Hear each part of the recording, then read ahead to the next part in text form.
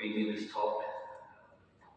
To be honest, I'm actually an adult deformity surgeon by training, even though I do tons of endoscopic surgery in India. And that's because I believe that adult deformity surgery, adult deformity is a condition. You can use different ways of treating it. Right? It's just like you have arthritic knee, you can do uni, you can do total knee replacement, you can do osteotomy. It is not limited by the surgery. So it's not just complex detail. I enjoyed my stay in Pakistan. I saw a different part of the world, totally different from the box I came from. This is a box with a high quality of life, but very high expenses as well. So yeah, it's a totally different experience. Thank you, Mazar, and all people who have been traveling with me, Professor Gill, Shahid, and families. Okay. Ever since I was tasked to be in charge of adult deformity in my specialty, I spent until now today probably more than 10,000 hours thinking of adult deformity. I'm considered a crazy guy in adult deformity. I'll tell you how crazy I am. Since 10 years ago, I do EOS, full body imaging, AP lateral standing for all my patients, whether they come in for neck pain or back pain or no pain. Alright, refer to me. I do that lateral, full spine sitting, and I started doing maybe about 7-8 years ago, slouch standing and slouch sitting as well. Routine. So I have more than thousands of EOS images, and each time I look at an image, in a way I kind of understand how the natural history would be. This is an X-ray of a person that you had taken prior to surgery or for any assessment. Alright? This is spine. This is what, if you bother to do a sitting X-ray, which we all do sitting position, perhaps some of us sit more than we stand that day, looks like this. Right? And everything that you see in the literature, everything in this literature aims to correct the spine to this. Alright, there's nothing that tells you to correct the spine to another reference position, in this case, sitting position. So we do this. We're happy with this because we put this in the conference. Fantastic. All the light levels are great. But if you sit down, you see what has happened? So in a way, you are creating a deformity. So I am very particular with the nomenclature and the words I use. I always say I do spinal realignment in fusion surgery. Never say I do deep correction. Because every time I say that, I know deep in my heart I'm guilty of creating a deformity. If you use the sitting position as a reference, because the spine moves all the time. So by and large, all of us are deformity surgeons to diffuse because we are either correcting or we are generating deformity. Right? So if you look at the spine, you must understand that to do a fusion surgery, you have 4 gambles. You gamble that by creating a deformity, your bone quality is good enough.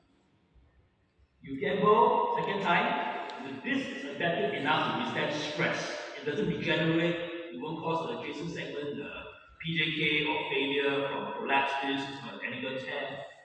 You gamble the soft tissue bed is strong enough to not cause spondylolisthesis.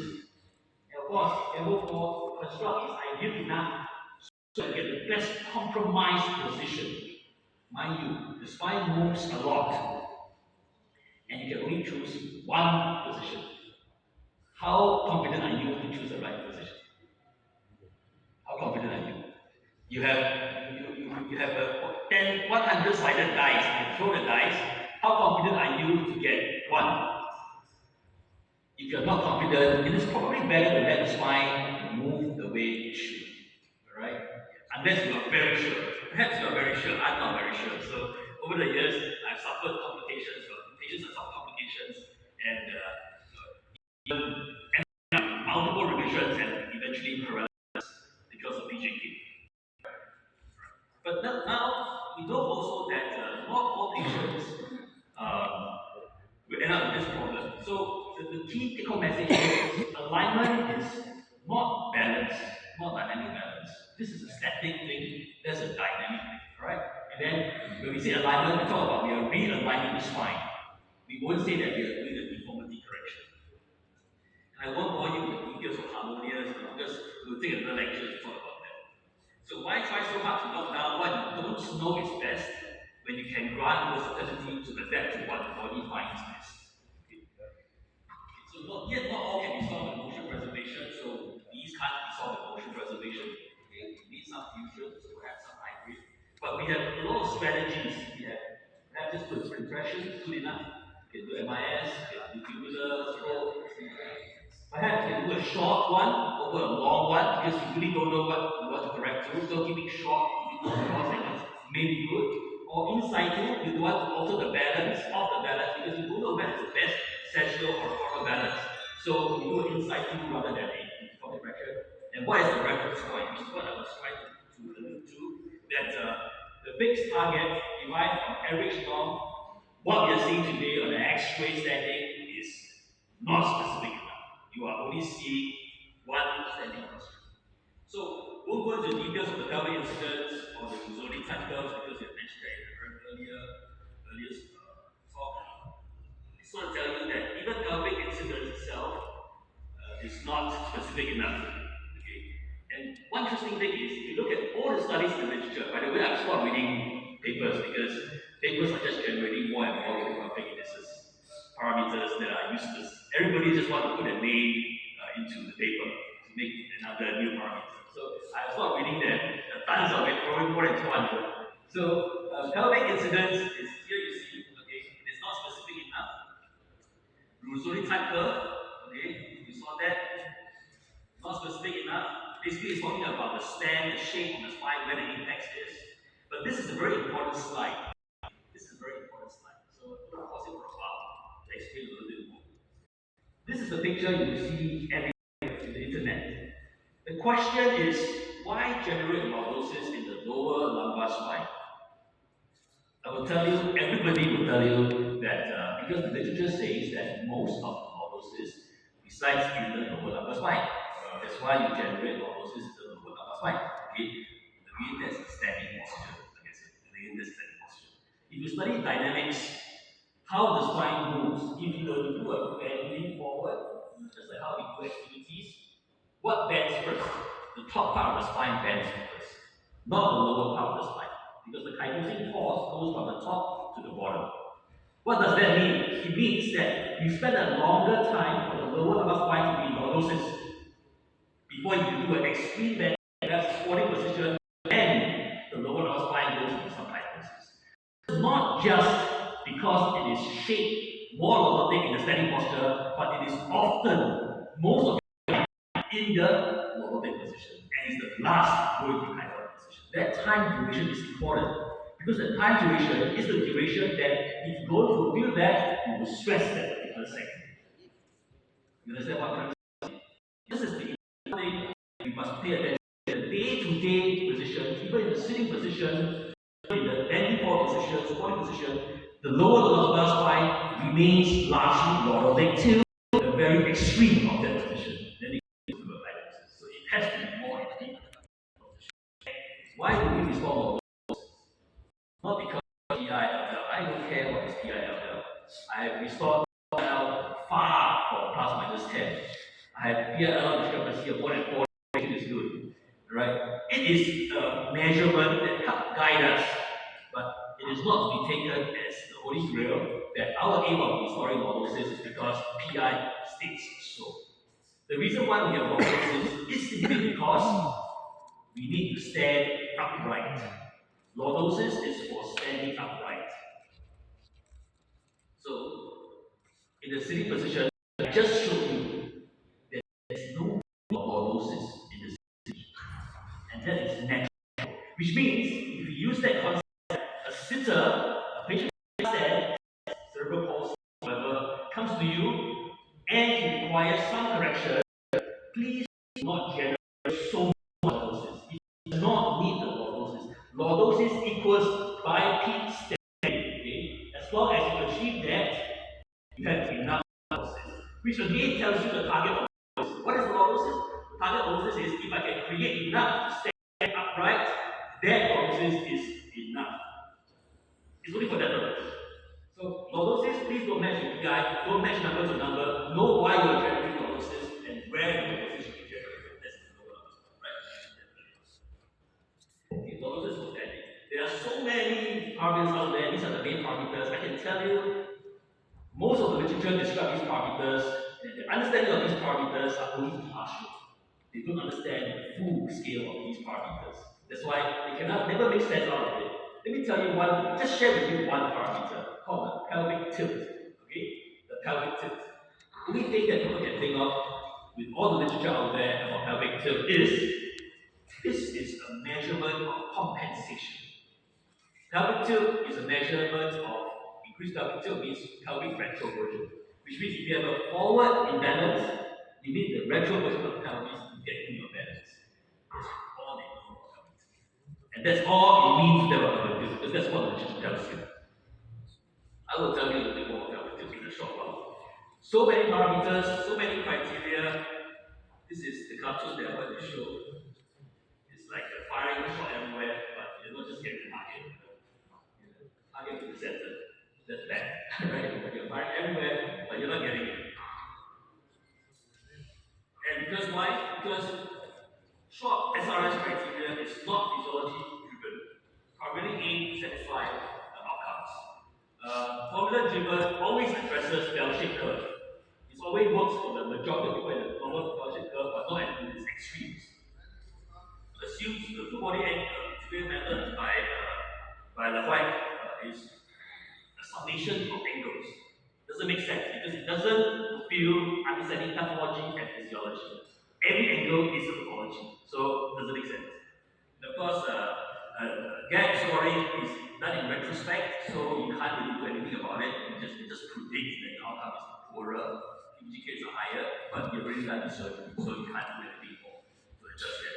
Usually is categorizing, right? So we don't have a true this is the gap score, it's the most hot, I don't say the most accurate, but the most popular score today. And of course, you can do up those parameters as calculator, you calculate based on what you think is ideal. Again, it's based on the reference of standing posture and the reference that everybody has a fixed ideal. Okay, not individualized.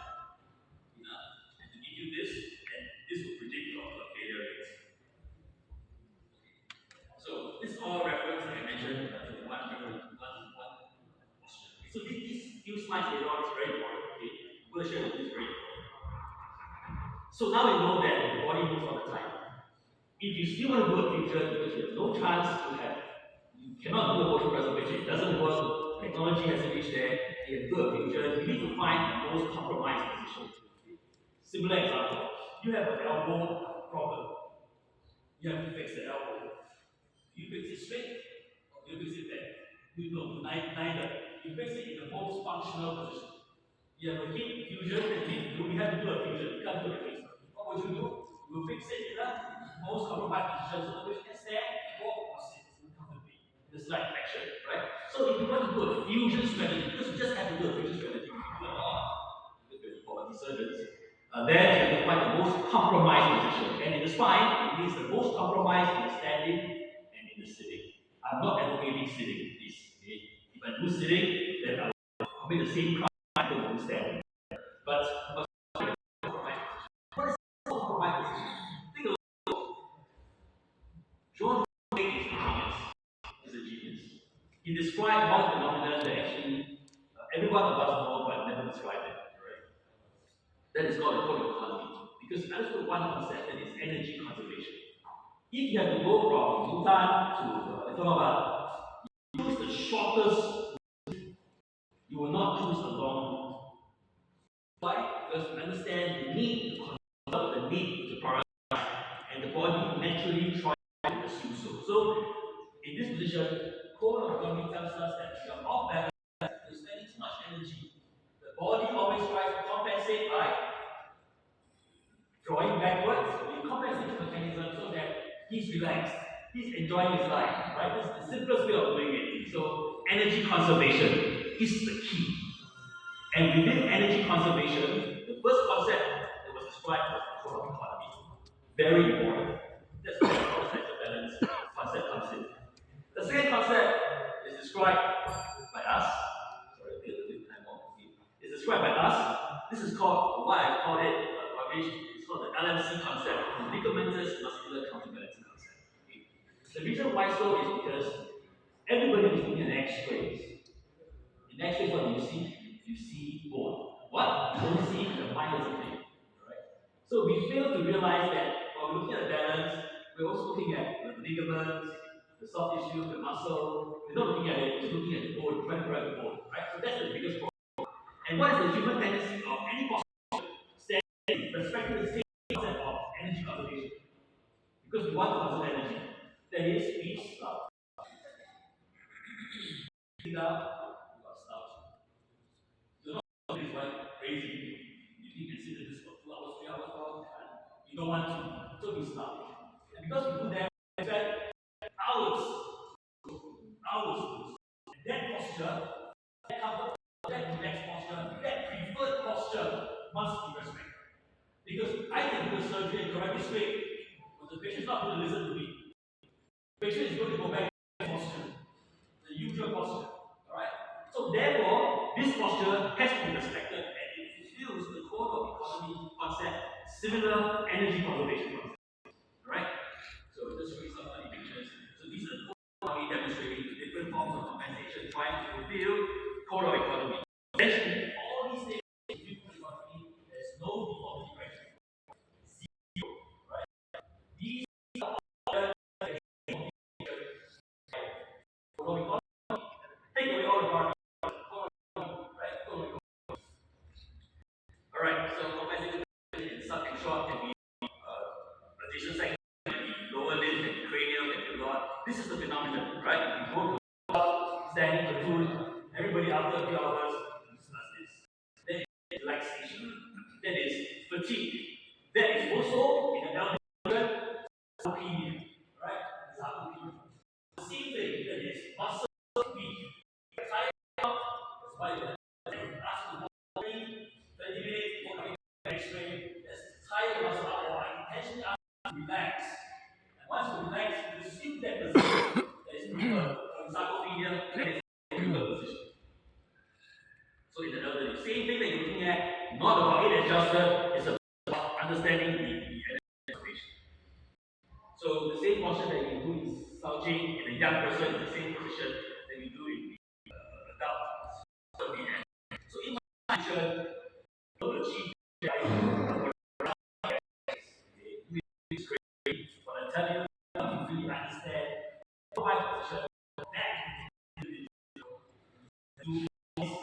that. Yours is mine.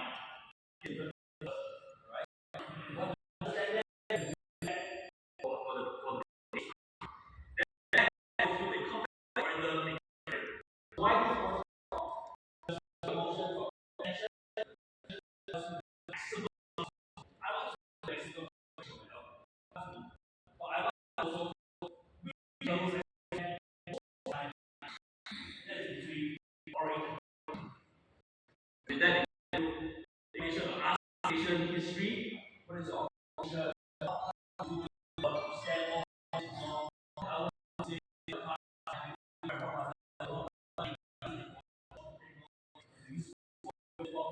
tell me how long that each position for me to therefore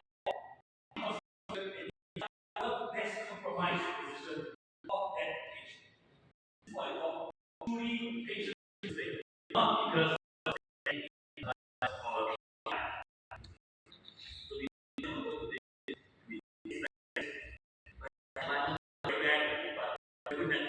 whose mind all these parameters are so out there, and then there's a couple of formulas, they're all to a different number of target but achieve less efficiency. The patient like this.